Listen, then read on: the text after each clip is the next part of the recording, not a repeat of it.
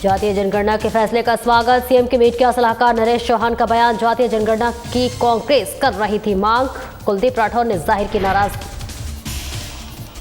कुलदीप राठौर की जाहिर नाराजगी। पर्यटन निगम का दफ्तर धर्मशाला शिफ्ट पर नाराजगी। हिमाचल कांग्रेस प्रदेश अध्यक्ष बनने से किया इनकार।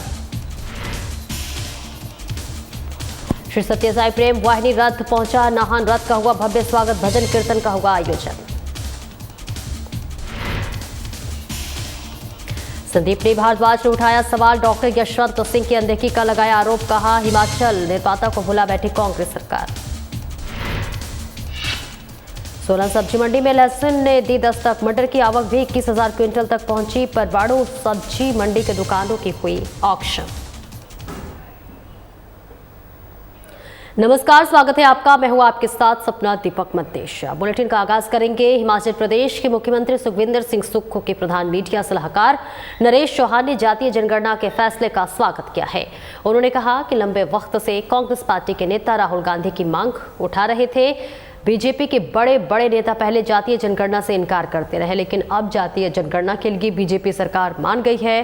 भारत सरकार को जल्द से जल्द जनगणना के लिए बजट देना चाहिए।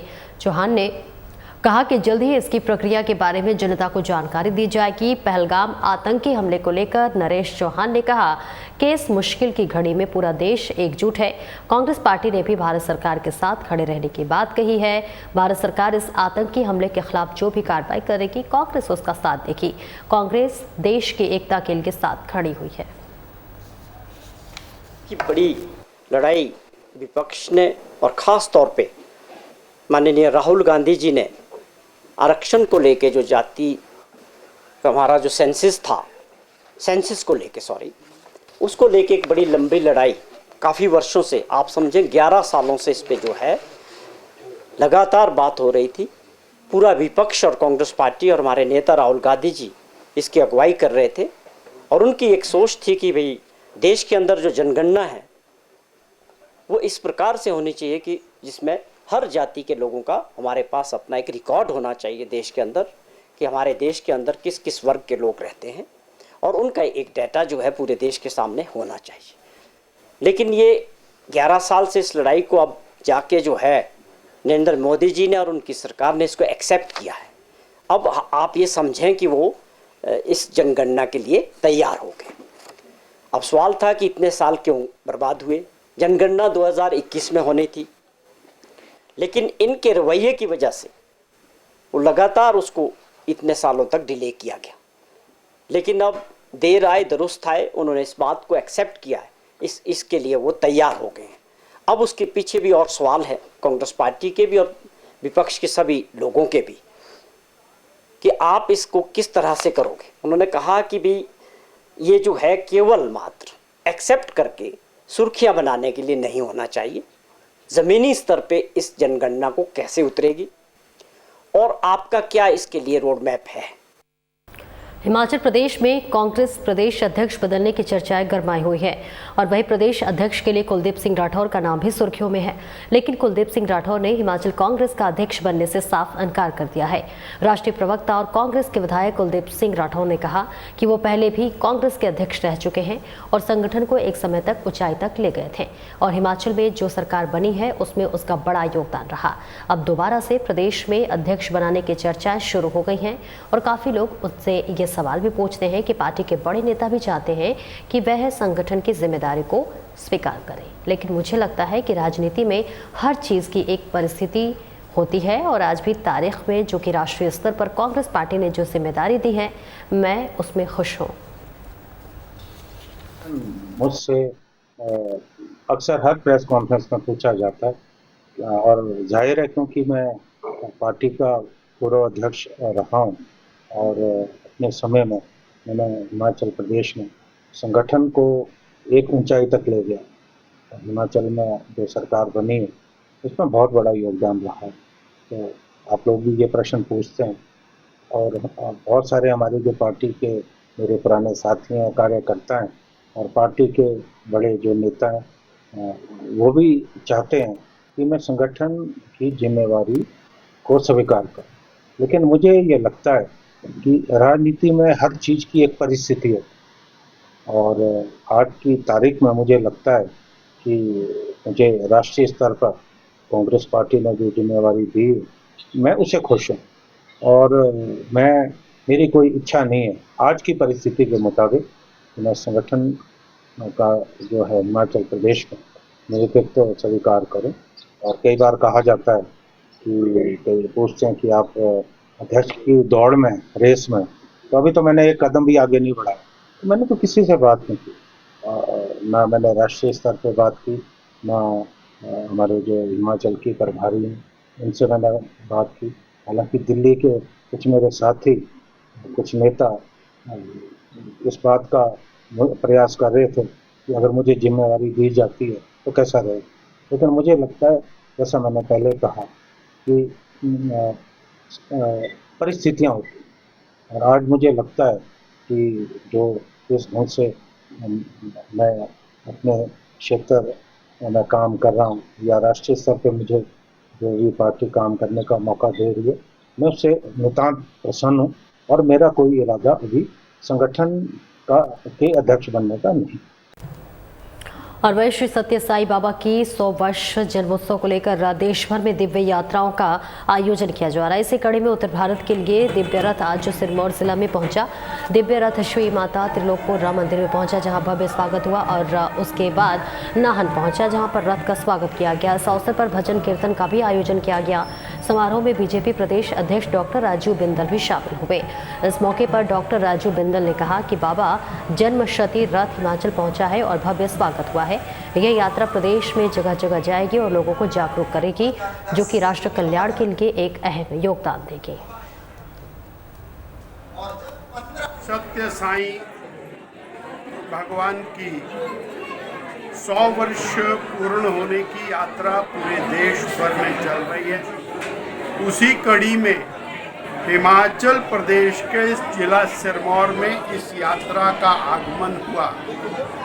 हम सब लोग आनंद से और भरपूर हैं, क्योंकि यात्रा का आगमन सिरमौर जिला में माता बाला सुंदरी के द्वार पर हुआ और बाला सुंदरी से होते हुए नाहन में हुआ।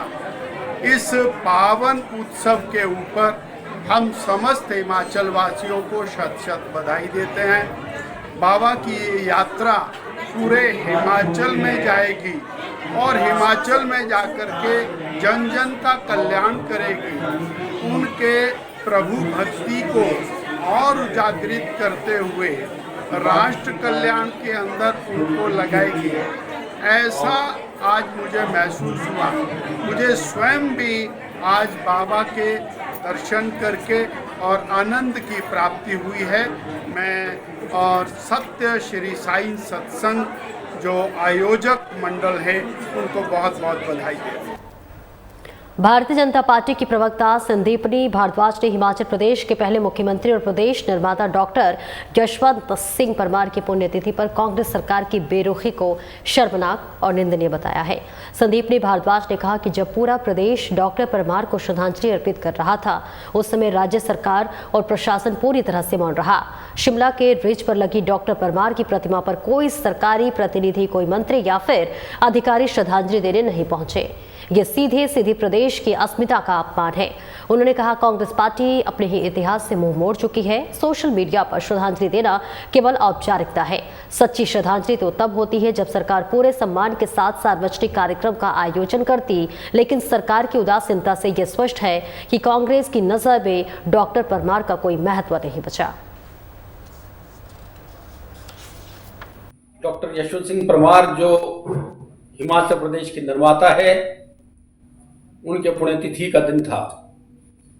बड़े दुख की बात है कि कांग्रेस सरकार ऐसे व्यक्ति को जिसने हिमाचल प्रदेश का निर्माण किया, उनको पूरी तरह से भूल गई और कोई भी सरकारी आयोजन, कोई कार्यक्रम उनकी पुण्यतिथि पे नहीं किया गया। बड़े दुख की बात है। उनकी जो मूर्ति रिज मैदान में लगी है, कोई भी मंत्री, विधायक या कोई सरकारी अधिकारी वहाँ पुष्प भेंट करने के लिए और उनकी स्मृति को याद करने के लिए वहाँ पे नहीं गए।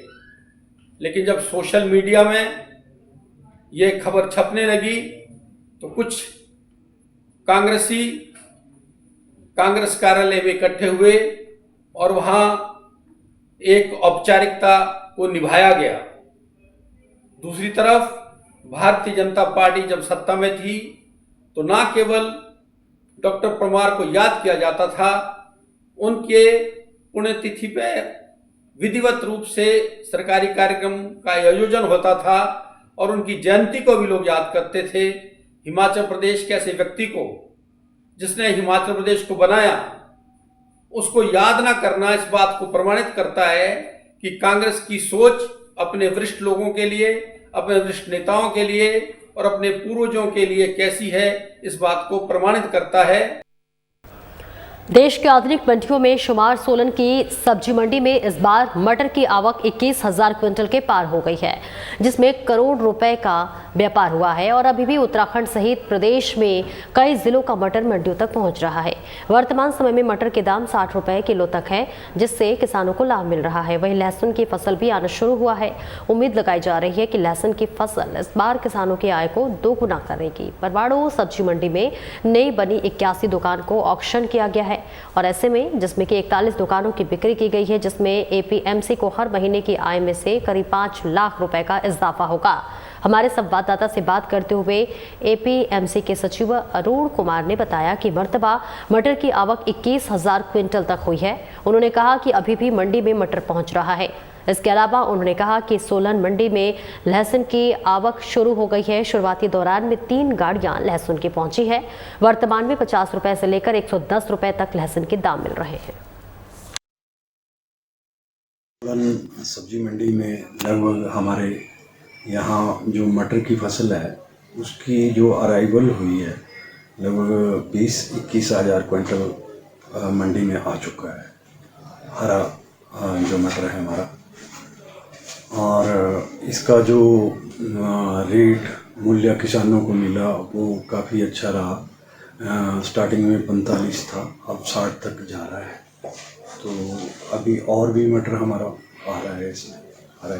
जो जैसे चौपाल शिमला डिस्ट्रिक्ट से नेरवा हो गया हमारा, और साथ में एडजॉइनिंग उत्तराखंड से भी मटर इस बार आ रहा है। बाकी मंडी जिला से हमारा ये करसोग वैली से मटर आ रहा है।